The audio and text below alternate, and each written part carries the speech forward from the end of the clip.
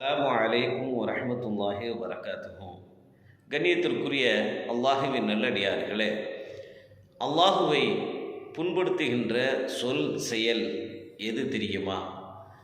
அந்நலர் பெருமானார் ஸல்லல்லாஹு அலைஹி வஸல்லம் அவர்கள் சொன்னார்கள். சஹீஹுல் புகாரியில் 7491 செய்தியாக இடம்பெற்றிருக்கிறது. இந்த செய்தியை அபூ ஹுரைரா ரலியல்லாஹு அன்ஹு அவர்கள் நபி அவர்களை தொட்டு அறிவிக்கின்றார்கள்.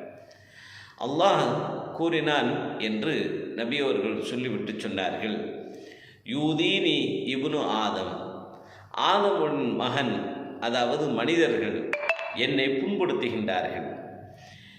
யசுப்புத்தஹர வ அனத்தஹர், அவர்கள் காலத்தை ஏசுகின்றார்கள், நானே காலத்தை உண்டாக்கியவன் படைத்தவன் ஆவேன்.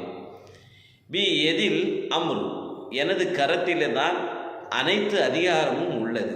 உக்கல்லிபுல் லைல ஒன்னஹார், நானே இரவையும் பகலையும் மாற்றி மாற்றி கொண்டு வருகிறேன் என்று அல்லாஹ் கூறினான் என்று நபி அவர்கள் சொல்கின்றார்கள்.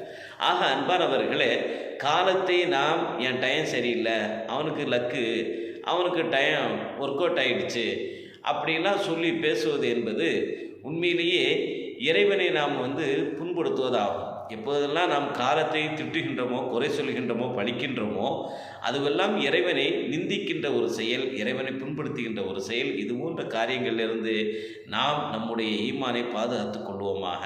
அஸ்ஸலாமு அலைக்கும்.